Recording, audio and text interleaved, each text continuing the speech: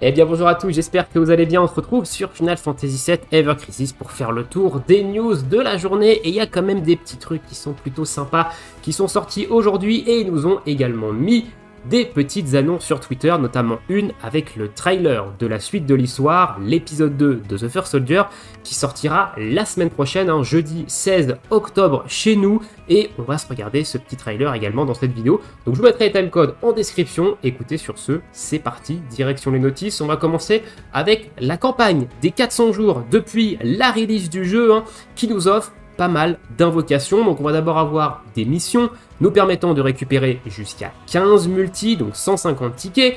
On aura également un bonus de connexion, enfin on a un bonus d'expérience, pardon, je vais y arriver, pas de connexion. Alors on en a un aussi juste après, mais là c'est le bonus d'XP. Donc un bonus d'XP jusqu'au 1er novembre de 300% sur l'ensemble des personnages. Si vous n'avez pas fini de PEX vos personnages niveau 80, ça peut être un bon moment pour aller gratter quelques petits niveaux. Le bonus de connexion, le voilà, le login bonus qui va nous offrir 8 Lottery Box. Et ces Lottery Box, elles sont également intéressantes. On ira le voir juste après ce qu'il y a dans ces Lottery Box, mais je les trouve plutôt cool.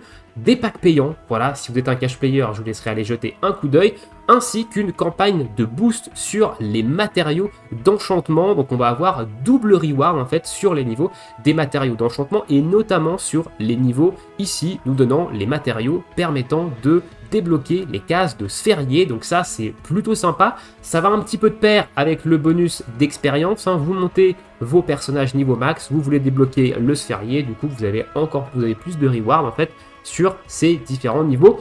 Donc voilà, c'est plutôt cool. Voilà un petit peu pour cette petite campagne. Au niveau des missions de cette campagne qui nous sont demandées, on doit se connecter jusqu'à 2 jours pour nous récupérer 10 tickets. On doit faire un combat avec chacun des différents personnages, nous permettant de récupérer une multi pour chaque personnage. Et ensuite, il faut récupérer également 20 rewards dus au vent pour récupérer les 10 derniers tickets. Et ça fait du coup 15 multi, 13 multi de personnages et de multi classique. Donc voilà pour les missions à faire. Au niveau maintenant des Lottery Box. Les Lottery Box, elles nous donnent également encore des invocations parce que vous allez pouvoir avoir soit un ticket 5 étoiles garanti de personnages de Final Fantasy VII et Crisis Core, soit du 5 étoiles garanti de The First Soldier avec Glenn, Matt et Lucia, soit un ticket 5 étoiles garanti de Sephiroth ou alors une multi 4 étoiles et plus. Donc au minimum, on va avoir 8 multi 4 étoiles et plus avec le Lottery Box, vu qu'on va en avoir 8,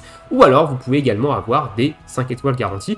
Donc honnêtement, elles sont plutôt sympas, ces Lottery Box. Alors je sais, on aurait aimé des cristaux. On aurait aimé des cristaux parce qu'on sait qu'il y aura potentiellement un crossover en novembre, donc on aimerait récupérer des cristaux, notamment pour ceux qui comptent invoquer sur ce crossover. Et on a également une nouvelle bannière ce matin, donc des cristaux, ça aurait été évidemment mieux. Mais on prend quand même les tickets d'invocation, ça reste quand même toujours cool. Ensuite, au niveau des news, on a eu une petite mise à jour de l'événement d'Halloween, du coup, avec une deuxième partie, une nouvelle arme free-to-play à farmer pour Matt qui est vraiment stylée. Honnêtement, j'aime beaucoup le design de cette arme free-to-play de Matt, l'espèce de chandelier, d'épée chandelier là, je trouve vraiment ça stylé. C'est exactement la même que l'arme de Tifa de la semaine dernière. Elle fait des dégâts magiques de foudre en zone. Elle augmente l'attaque magique et la puissance de foudre avec ses R habilités. Et on a également une nouvelle boutique avec une nouvelle monnaie qu'il faudra aller récupérer dans l'événement pour aller acheter en fait les nouveaux items. Dans cet événement, du coup, ils ont fait des petits ajustements, enfin des petits ajouts plutôt, qui sont quand même plutôt stylés. Donc au niveau des missions, il y a les classiques missions, monter la nouvelle arme free-to-play, récupérer des expéditions Chocobo et upgrade des matérias. Alors je le rappelle à chaque fois, mais upgrade des matérias, c'est pas les monter en XP, c'est pas les XP en niveau, c'est les monter niveau 5 et débloquer en fait leur cap de niveau qui permet de les monter derrière jusqu'au niveau 10. C'est ça, upgrade une matéria. Alors attention, toutes les matérias ne peuvent pas être upgrade. Les matérias Ezuna et Ezuna d'ailleurs, parce que je crois que Cura si on peut. Les matérias Ezuna par exemple et les matérias Bresh ne peuvent pas être montés au-delà du niveau 5. Donc crafter notamment des matérias ruines, runera, etc. qui sont des matérias sigil et faites de l'upgrade massif de matériel 3 étoiles, 2 étoiles. Voilà, ça va plutôt rapidement, mais l'upgrade c'est ça. Au niveau des stages maintenant, donc ils ont rajouté un stage quotidien ici avec le Dark Army 2 qui nous permet de récupérer une loterie box comme le stage 1 avec des matériaux d'upgrade d'armes et ainsi que toujours ces Laser Magic Brandstone ainsi que la nouvelle monnaie, les White Macarons qui sont les nouveaux macarons. On a également le stage 1 qui était le stage avant, un nouveau Hex, le Hex 3 que j'ai trouvé très sympa. Il a une petite mécanique, ce Hex 3 qui est plutôt stylé. Alors, je vous la donne ici, voilà, si jamais vous galérez un petit peu sur ce Hex 3 et que vous ne comprenez pas forcément comment le combat fonctionne, donc à un moment donné, il va faire pop 2 ZAD. Il va commencer à caster une attaque, donc je vous conseille de buter un seul AD, Les l'AD que vous allez buter va vous donner une grosse résistance à l'élément en fait que le boss va vous mettre dans la tronche, à l'élément de l'AOE que le boss est en train de charger. Donc tuez un premier AD, attendez que le boss vous fasse son AOE, et ensuite, une fois qu'il a fait son AOE, tuez le deuxième AD, parce qu'en fait, il va vous faire 2 AOE de suite, mais qui ne sont pas du même élément. La première est une AOE de glace, et la deuxième est une AOE de feu. Et en fait, le fait de buter un seul AD, ça va vous augmenter votre résistance à la glace, baisser votre résistance au feu. Et si vous tuez ensuite le deuxième AD, ça va vous augmenter votre résistance au feu et baisser votre résistance à la glace, qui va permettre en fait d'encaisser beaucoup mieux les attaques de zone du boss. Et ensuite, il fait que des attaques de feu. Donc vous avez un gros boost de résistance au feu et vous ne faites plus aucun dégât. C'est la petite mécanique du boss, du moins de ce que j'en ai vu. Ça se trouve, je me trompe complètement, mais je pense que c'est ça. Voilà. Si vous n'arrivez pas au Hex 3, voilà un petit peu la petite astuce, je pense, pour passer le combat un peu plus facilement. Les rewards, donc des médailles d'armes ultimes, des cristaux et une petite Brandstone 5 étoiles magique. On a également un nouveau stage, le stage 9 ici, qui nous donne une arme de mat, un exemplaire de l'arme de mat, et qui nous permet de farmer les macarons blancs ainsi que les citrouilles blanches. Et au niveau de la coop, on a un nouveau niveau, le niveau 5, et qui est extrêmement intéressant parce qu'il vous permet de farmer pas seulement la nouvelle monnaie, les macarons blancs, mais également la monnaie de la semaine dernière, les oranges macarons.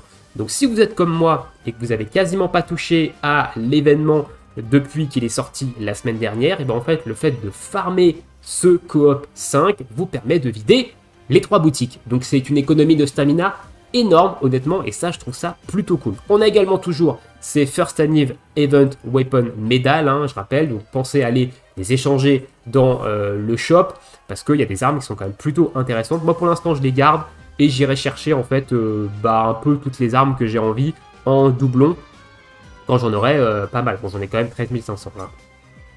Je dis que j'ai pas trop farmé l'événement, voilà, bref. Donc voilà un petit peu pour cet événement. Et au niveau du shop d'exchange, donc on a des nouveaux items dans la Looney Lanterne, on a de nouveau des Magic Brandstone, on a l'arme de Matt, on a de nouveau une multi ici 4 étoiles et plus, on a de nouveau une multi également 3 étoiles et plus, des memory Matt et Yuffie, ainsi que d'autres petits matériaux, des memory butcher, etc. Donc j'ai pas tout pris, vous voyez dans cette boutique j'avais pris que ça. Donc voilà, là j'ai encore des trucs à prendre, à récupérer. Au niveau des White Macarons, c'est exactement la même boutique que les Oranges Macarons, des items pour améliorer les armes, des weapon parts de mat et des items pour crafter de la matériel, etc. Enfin, classique. On commence à avoir l'habitude de ce genre d'événement après maintenant plus d'un an quand même à avoir ce type d'event. Voilà un petit peu pour la petite mise à jour de l'événement d'Halloween. Ensuite, on a le ranking, l'événement qui fâche, qui est sorti du coup ce matin, avec notamment ces 2 boss. Le premier qui est le ball crawler, où il faut taper magique de foudre. Alors oui, il a également une faiblesse à la terre, donc je pense que certains se sont dit ouais, je vais pouvoir taper avec mon Vincent Terre magique, sauf que si vous voulez scorer un maximum, dans les score boosts, vous avez un malus en fait sur la puissance de terre, donc vous nerfez en fait vos dégâts de terre. Mais ça peut quand même potentiellement passer. Si vous avez une grosse optique de terre magique, vous pouvez, je pense, vous en sortir. Mais si vous voulez vraiment scorer un max, ça reste quand même la foudre magique ici le plus intéressant. Et au niveau du Red Dragon, où il fallait taper glace, et il n'y avait pas de contrainte de marquer, que ce soit physique ou magique, et dans les scores boost également, vous avez un malus d'attaque physique. Donc si vous voulez vraiment scorer sur le Red Dragon, il faudra taper magique de glace. Donc soit jouer Sephiroth, soit jouer Yuffie, avec sa nouvelle bannière, hein, voilà, dont on parlera juste après. Donc on va aller voir un petit peu dans l'événement le détail hein, de ce ranking battle. Donc actuellement je suis rang 8, ouais, j'ai un petit peu tryhard, ouais, ça va, mais j'ai pas non plus poussé, voilà, on verra ce que ça donne, mais je suis un peu plutôt satisfait déjà des scores que j'ai plutôt sortis. Donc au niveau des rewards, on a les rewards de classement. Donc jusqu'au top 150, vous obtenez 20 tickets 4 étoiles et plus. Après le top 150 et jusqu'au top 1000, vous obtenez 15 tickets 4 étoiles et plus, ainsi que des matériaux pour crafter des matériaux, mais ce qui intéresse le plus, c'est les invoques, on passe mytho. Au-delà d'une top 1500, donc dans le top 2000, donc 2500, de 1000 à 2000, pardon, c'est une multi, 4 étoiles et plus, et au-delà du top 2000, vous avez dans le top 3000, une multi 3 étoiles et plus, et au-delà du top 3000, c'est 5 tickets seulement d'invocation. Honnêtement, le top 2000, si vous n'êtes pas un tryharder, c'est largement accessible. Vous pouvez très largement récupérer au moins une multi 4 étoiles et plus. Je pense que c'est atteignable. Après, évidemment, les tops plus hauts, il va falloir commencer à avoir une petite optique, et notamment le top 150 et le top 100. Il va falloir quand même avoir de la foudre magique, je pense, et notamment de la magie de glace de l'autre côté. Car je rappelle qu'il faut scorer sur les deux boss. Maintenant, si vous voulez vous classer, vu que votre score de classement, c'est l'addition de votre meilleur score sur chacun des deux boss. Voilà. Au niveau des total point reward maintenant, donc des récompenses de total de points, vous avez un palier jusqu'à 17 500 000. Alors ça, je vous rassure, c'est le total de vos points. Vous allez faire différents niveaux, vous allez gagner des points, et en fait c'est le total de tous ces points qui vont s'additionner ici et qui vont vous permettre de récupérer des rewards. Donc il y a des rewards plutôt stylés, notamment des Brandstone 4 étoiles hein, ici qui sont plutôt sympas, des cristaux, pas mal de matériaux également à récupérer. Moi j'en ai déjà récupéré une bonne partie honnêtement, et il y a pas mal de cristaux hein, à aller quand même se faire ici, donc ça reste quand même plutôt cool. Donc ça c'est très accessible hein, les total de points, et ensuite on va avoir les récompenses de niveau. Et là les récompenses de niveau en général c'est ce qui est un petit peu plus compliqué. Néanmoins j'ai déjà fait le niveau 200 et je vous conseille de taper sur le Mall Crawler en niveau 200 parce qu'il est beaucoup plus simple que le Red Dragon. Honnêtement, je l'ai passé en first try hein, de mon côté. Je vous ferai peut-être une vidéo d'ailleurs sur ce niveau 200 du Mall Crawler. J'avais pas réussi de niveau 200 lors du dernier Battle Ranking, hein, j'avais pas du tout ce qu'il fallait. Mais celui-ci reste quand même plutôt accessible et le Mall Crawler, j'ai trouvé particulièrement simple pour un niveau 200.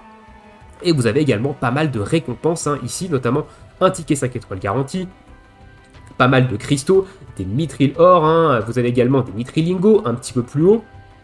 Ici, voilà, si vous faites le sage niveau 110, vous récupérez quand même 10 mithril de quoi faire une arme de niveau 120. Et après, vous avez des gils et pas mal de cristaux également à les récupérer. Donc honnêtement, le Mall Crawler, je conseille fortement d'essayer le niveau 200 sur lui parce qu'il n'est pas très compliqué. Sur chacun niveau, vous avez des niveaux dailies qui vous donnent un bonus de points de 750 000 points. Alors ces points ne sont pas comptés dans vos scores de classement, hein, attention, mais ça peut vous permettre en fait d'aller récupérer plus rapidement les rewards de total de points parce que vous avez deux niveaux journaliers, chacun avec 750 000, ça fait 1 500 000 points de données en fait un petit peu avec ces niveaux dailies, donc de quoi faire les 17 500 000 vraiment assez facilement en faisant juste les niveaux quotidiens. Voilà, ça reste quand même plutôt accessible si vous voulez pas vous prendre la tête à tryhard le ranking. Alors au niveau des boosts maintenant, voilà, comme je vous montrais au niveau des battle effects, donc vous avez les classiques HP, P attaque, M attaque, P-Def, vous avez évidemment les classiques baisse de dégâts quand vous tapez pas sur la faiblesse. Ici on a un fire potency augmenté, on a un heal moins 100% pour le Mall Crawler, donc ne partez pas avec du heal, ça sert à rien, vous n'allez pas pouvoir vous heal, mais il fait très peu de dégâts globalement, hein, je vous le dis. Et là vous avez un puissance de terre moins 50%. C'est pour ça que je vous dis que il faut principalement taper magique, mais bon, vous perdez quand même un petit peu de boost, hein, honnêtement, si vous l'enlevez, mais ça peut valoir le coup de l'enlever si vous n'avez pas de magique de terre, de magique de foudre. Partir sur du magique de terre en enlevant ça hein, ici et en montant peut-être un petit peu ailleurs. Vous pouvez, je pense, vous en sortir pour faire un petit score hein, sans trop de problèmes. Et on a ici la durée des malus qui est réduite de 60%. Et ça, c'est un petit peu chiant parce que du coup, il va falloir refresh assez régulièrement vos malus si vous voulez vraiment faire des dégâts. Notamment le malus de résistance à la foudre ou de résistance à la terre et le malus de résistance à la magie. Donc de défense magique. Si vous pouvez mettre les deux, hein, c'est plutôt banger.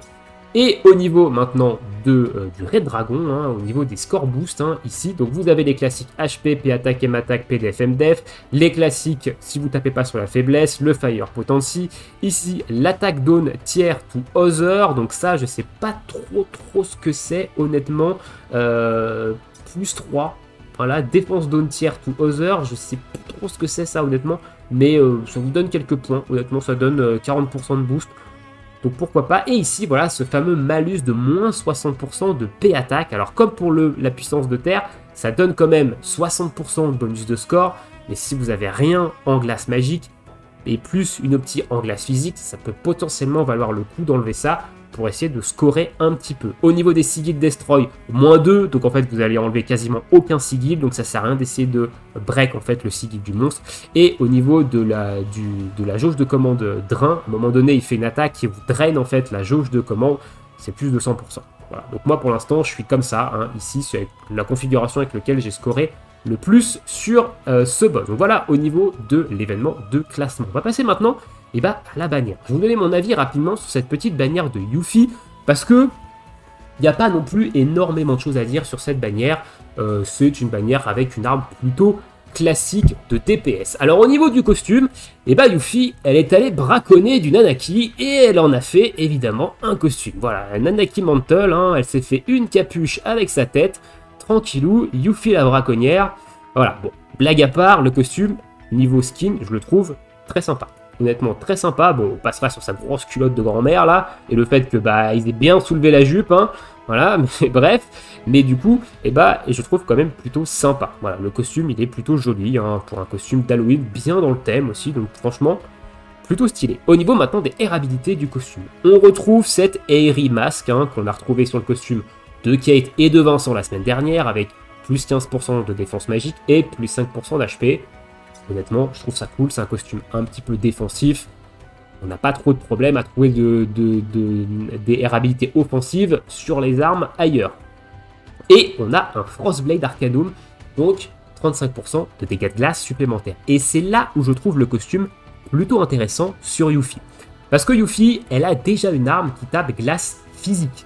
Donc, sauf si vous avez le costume d'anniversaire, elle n'a pas vraiment de costume très intéressant pour la jouer en glace physique, hein, outre le costume de la Nif, comme je viens de dire. Mais là, du coup, on a un Arcanum, un costume d'Arcanum de glace, qui n'a pas spécialement de boost d'attaque physique ou d'attaque magique, donc vous pouvez très bien mettre ce costume en dégâts physiques de glace ou en dégâts magiques de glace avec sa nouvelle arme, ça marche, les deux fonctionnent. Donc c'est un costume assez versatile qui couvre deux types de dégâts sur Yuffie, le physique et le magique. Et honnêtement, je trouve ça plutôt cool sur le perso, notamment les fans du personnage, ça va leur permettre en fait de jouer le même personnage quand il faut taper magique de glace ou quand il faut taper physique de glace avec le même costume. Donc honnêtement, je trouve que c'est un très bon choix. Voilà, honnêtement, sur Yuffie, on attend toujours la même chose sur Tifa, par exemple, hein, mais avec le vent. Voilà, on attend toujours un costume Arcanum de vent sur Tifa qui nous boosterait le motor drive en physique de vent et avec une petite arme magique de dégâts de vent. Je serais pas étonné que ça arrive d'ici la fin de l'année. Au niveau de son arme, c'est une arme classique de DPS magique, tape quand même plutôt fort. On est sur du 940% avec une augmentation de 20% de dégâts quand la cible est debuff. Quand on est OB10, ça frappe quand même plutôt fort, hein, donc, mais classico, dégâts élémentaires, hein, ici, que ce soit magique ou physique, c'est un petit peu les armes qu'on a maintenant. Personnellement, j'ai un Sephiroth avec son costume, une arme OB10, même si l'arme de Sephiroth tape moins fort en magique de glace que celle-là, actuellement, ça fait quand même largement l'affaire. Air habilité, M attaque, puissance de glace, classique, et au niveau des slots de Materia, M attaque, sigil rond, plutôt classique. Donc voilà, donc globalement, c'est une arme qui est ok. Le costume, je le trouve intéressant pour Yuffie. L'arme, c'est une arme featurée que vous allez pouvoir obtenir que vous allez pouvoir mettre en wishlist dans des prochaines bannières et qui sera également ajoutée dans les tickets. Donc honnêtement, c'est pas trop une priorité d'aller chercher cette arme actuellement, mais après, vous faites ce que vous voulez en fonction de votre compte, évidemment. Et on a de nouveau l'arme ultime de Kate en feature sur cette bannière. C'est la troisième bannière où on a l'arme de Kate en feature, donc je pense que le schéma, c'est 3 bannières successives avec la même arme Ultimate en feature. On a eu l'arme de Sephiroth sur Cloud, Yuffie et Iris. Et maintenant, sur Tifa, Vincent, Kate et Yuffie, on a eu l'arme de Ketsi. Donc je pense que la prochaine bannière, on aura une nouvelle arme ultime et que chaque arme ultime en fait restera comme ça sur 3 bannières consécutives en feature. Pourquoi pas? Honnêtement, si c'est ce schéma-là, je le trouve quand même ok hein, pour un schéma d'arme ultime. Et dernière petite chose, il y a toujours ce système de tickets, mais cette fois-ci, c'est des tickets différents. C'est-à-dire que vous ne pouvez pas évidemment acheter le costume de Vincent avec ce ticket-là. Non, non, il faudra quand même invoquer sur la bannière de Vincent si vous voulez le costume de Vincent ou celui de Kate. Mais du coup, ici, ils nous ont mis le costume de Yuffie et ils nous ont mis le costume de Cloud et le costume de Sephiroth de l'année dernière, hein, d'Halloween, que vous pouvez choisir avec ce ticket. Honnêtement, dans les 3, celui de Yuffie est de loin le plus intéressant. Le costume de Cloud, c'est un costume de heal. Il y a quasiment personne qui joue Cloud en heal et on ne le joue quasiment pas comme ça. Et le costume de Sephiroth, c'est un arcanum c'est un mastery pardon, de vent. C'est pas non plus ce qu'il y a de plus intéressant. Donc honnêtement, entre un mastery et un arcanum, arcanum tous les jours. Hein. Voilà. Et chose à noter que je n'ai pas relevé dans la précédente bannière, dans mon précédent avis sur la bannière la semaine dernière de Vincent et de Kate, c'est qu'ils ont rajouté dans les stamps une garantie au stamp 4, qu'il n'y avait pas avant sur du 5 étoiles et plus. Donc ça, c'est également un très bon ajout.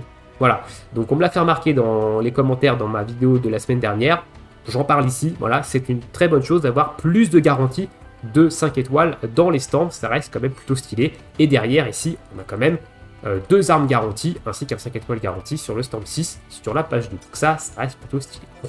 Voilà, on a fait le tour des news. On va maintenant se regarder le petit trailer de l'épisode 2 de The First Soldier, qui est quand même plutôt stylé. Donc je vais couper le son du jeu, je vais me taire également, voilà. Puis je vais vous laisser apprécier ce trailer, et on en parle un petit peu après. C'est parti.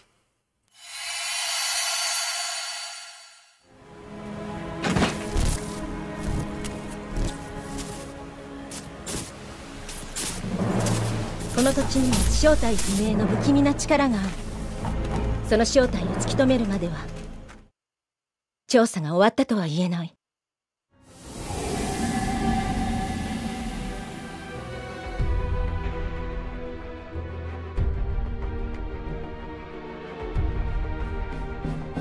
俺たちは育った世界が違う。理解できる日は永遠になさそうだ。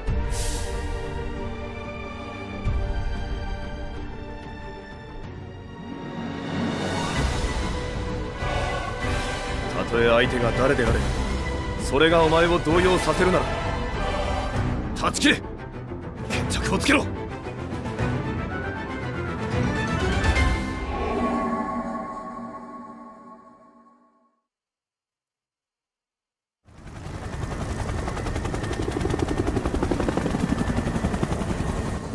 セフィロス、起きろ。そろそろ現場に到着だ。少し話さないか。ああ、俺はアンジール・ヒューレ。ソルジャーとしては駆け出しだが、年はお前と変わらないはずだ。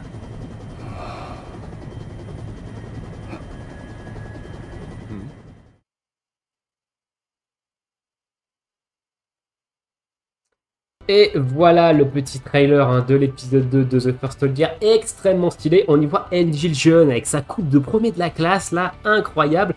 On voit d'ailleurs ce qui semble être une de ses limites hein, au personnage à un moment donné. Et petit détail intéressant, c'est qu'il a la Buster Sword dans le dos et qu'il tape avec la longue Sword 99. Voilà, il ne tape pas avec la Buster Sword, donc plutôt stylé. Est-ce que ce sera un nouveau personnage jouable? Est-ce que ce sera un personnage invité comme on a pu avoir avec Sephiroth adulte? Réponse sûrement la semaine prochaine, hein, parce que le chapitre débute la semaine prochaine, donc jeudi 16 octobre. Et honnêtement, je suis quand même plutôt hype, parce que là, on a quand même vu quelque chose au niveau du trailer qui est très intéressant. Et j'ai beaucoup aimé à la fin, quand ils sont dans l'hélicoptère, l'attitude de Sephiroth quand Angel se présente et qui tourne la tête en soufflant, et il va se dire « Putain, il m'a encore mis un rookie là, il m'a encore mis un noob. Merde quoi ». Donc voilà, donc honnêtement j'ai vraiment hâte de voir tout ce que ça va apporter au niveau du jeu et ça c'est quand même plutôt cool. Dites-moi ce que vous pensez de tout ça dans l'espace commentaire. Je vous laisse ici au niveau des news, mais pas que, j'avais dit qu'on allait se finir avec des poules. Voilà, bon, ça fait déjà un petit peu, mais on va finir avec des poules. On va faire les petits poules ici qu'on a récupérés, voilà. On va se les faire assez rapidement, mais on va finir avec des poules. Allez, c'est parti, c'est parti. J'avais complètement oublié hein, qu'il y avait des poules. Alors, pas de rituel, hein, c'est des tickets, on s'en fout complet. On passe vite fait. Ok, on a du 5 étoiles direct avec Glenn. Ok, pourquoi pas, Crewkeeper, hein, on prend, c'est une arme de feu qui peut servir d'ailleurs sur Shiva Ramu. Allez, arme de Cloud. Il n'y a pas vraiment de choses que j'ai envie de dropper sur Cloud. On va avoir du 5 stars. Et ben on a du 5 stars. Et ce sera ok, Apocalypse. Ensuite, Barrett.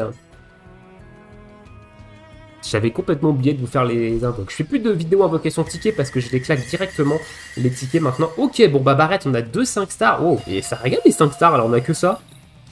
Oh, nice en plus, le petit Shark ici. Donc ça, c'est très très bon doublon. Même l'autre arme, hein, la Mother, c'est très très bonne arme aussi. Donc 2 excellentes armes pour Barrett. Allez, la mère Tifa. Eh bah elle a pas envie de me donner du 5 stars. Elle m'a déjà assez régalé durant l'anniversaire, là. Elle est au repos. Allez, Aeris maintenant. Aeris, bah, y a rien que je veux spécialement d'elle, hein, en termes de doublons. Mais on a quand même 2 5 stars sur Aeris. Voilà, Aeris le PNJ, elle me donne quand même 2 5 stars. Oh, petite Citric. Pourquoi pas, alors j'ai déjà OB6, hein, mais OB7, plutôt sympa. Petit Red 13, alors Red 13, il y a quand même quelques armes. Hein. Donc j'aimerais avoir des doublons. Et évidemment, on n'a pas de 5 stars. Pour changer. Pour l'instant, on est quand même pas mal régalé. Hein. Au niveau des 5 stars, on en a eu 2 sur Aeris, 2 sur Barrett, 1 sur... 1 sur Cloud. Yuffie. Eh ben Yuffie, on a une 5 stars sur Yuffie. Ok, son arme qui buff M attaque. Pourquoi pas. Très bon duo d'ailleurs avec sa nouvelle arme en bannière, je pense. Allez, Kate. Kate, ça peut être intéressant d'avoir quelques doublons sur certaines de ses armes. Et on aura du 5 stars, hein, encore une fois. Waouh. Waouh. Ok, le raid. Incroyable le raid, je crois. Vincent. Ah bah Vincent, on prend du doublon. Hein. Vincent, on prend tous les doublons que tu veux. Tu peux me donner 10 5 étoiles si tu as envie. Et il m'en donnera 0. Évidemment, hein, il me donne des doublons sur des personnages aux F tiers. Et par contre, sur ce que je veux, j'ai nada Walou. Hein. Let's go. Ah, bon bah là, il n'y a rien non plus là. Il n'y a rien chez Zach. La longsword, c'est celle-ci. Hein. La type 99 longsword, pardon. C'est cette arme-là avec laquelle on voit Engil taper dans le... taper ce qui semble être une de ses limites.